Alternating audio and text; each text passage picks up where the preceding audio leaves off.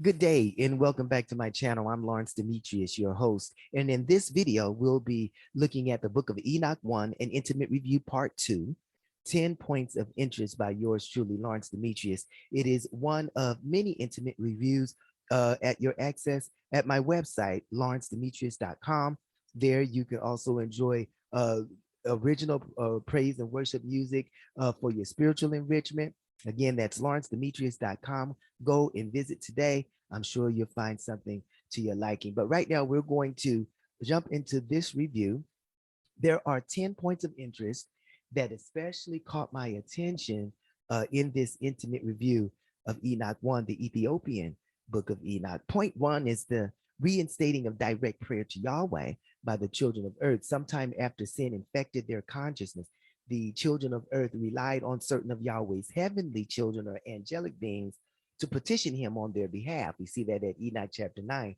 However, direct prayer to Yahweh appears to have been reinstated in the days of Enos, the son of Seth. We see him at Genesis 4, chapter 25 and 26. Point 2 is the practice of writing, teaching, studying, and obeying principles of righteous living. This was initiated in the days of Enoch, the son of Jared. We see him at Genesis chapter 5, verses 18 and 20. While Enoch was responsible for writing the first book of divine insight and principles of righteous living, it was his son, Methuselah, who was responsible for imparting this information first to his own house, who in turn was responsible for imparting it to future generations. Point 3 is that Enoch 1 provides detailed information about the overall creation.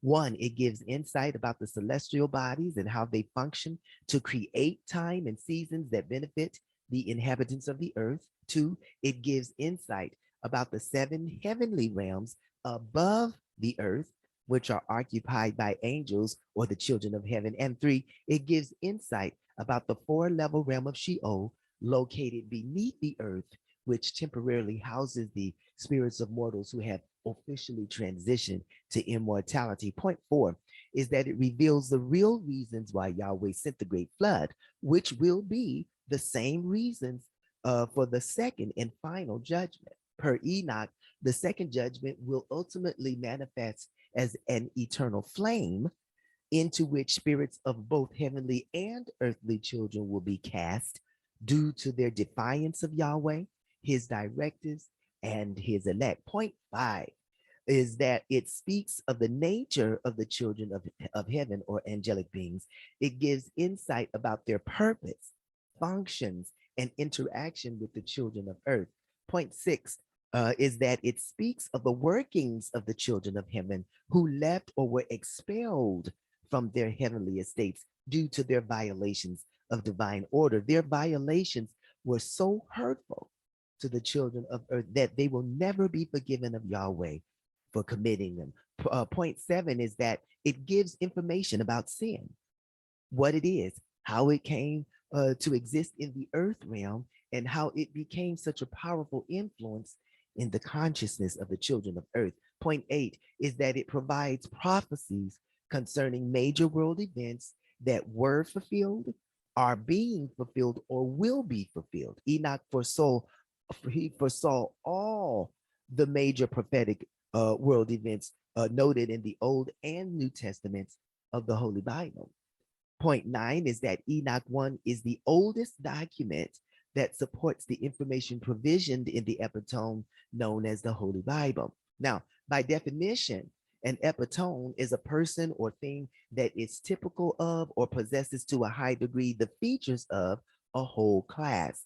An epitome is a condensed account, especially of a literary work, and an epitome is an abstract, which is a summary of a text, scientific article, document, or speech. There is no known book on earth that contains everything Yahweh has ever said and did on behalf of his earthly subject. However, the Lord has always provided the information he wanted each generation to know, understand, and obey. And then we have point 10, is that Enoch 1 is the first book divinely inspired and purposed to educate mortals about Yahweh and his Christ. It is important to note that Enoch 1 was written at a time in which all children of earth spoke one language.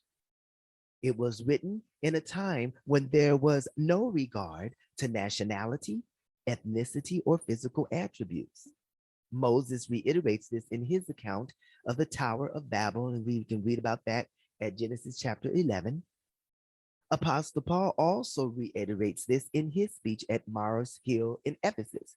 We see that at Acts chapter 17, verses 22 through 31. Enoch 1 came in a time when it was common knowledge that all people originate from one common blood, which was that of Adam, who lived during the first 7 generations of the children of earth.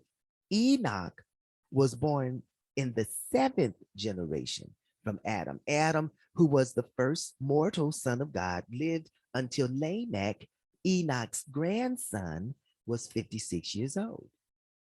Lineage from Adam to Noah is provided in the 5th chapter of Genesis, where Moses writes that Adam was 130 when he begat Seth and lived 930 years. Seth was 105 when he begat Enos and lived 912 years. Enos was 90 when he begat Canaan and lived 907 years. Canaan was 70 when he begat Mahalalel and lived 910 years.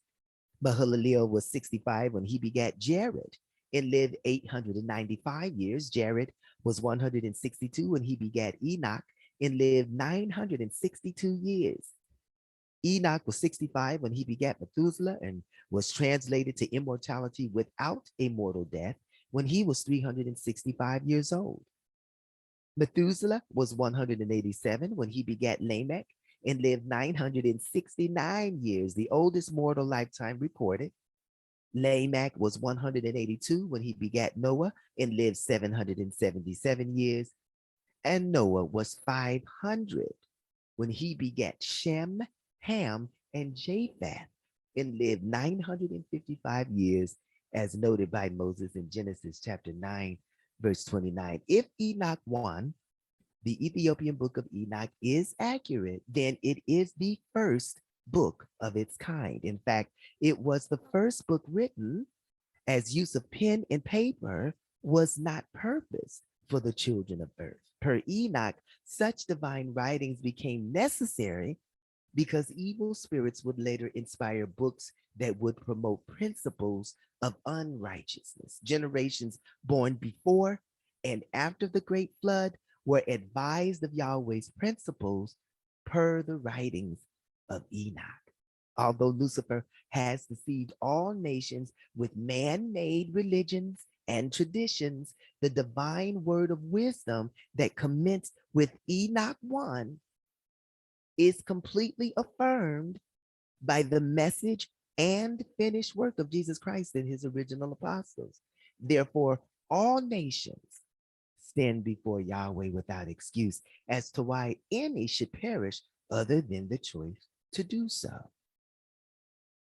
Yahweh forewarned through his prophet Daniel that just and wise children diligently seek out, properly comprehend, and apply righteous principles to their daily living. However, wicked and foolish children will mock and despise righteous principles in those who adhere to them.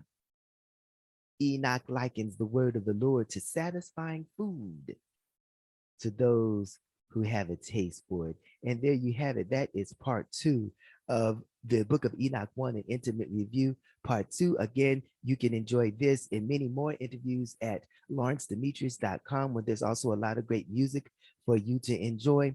Thank you for sharing this time with me. I will see you in the next video where we will be looking at the Book of Enoch 1, an intimate review, part 3. Until then, be blessed.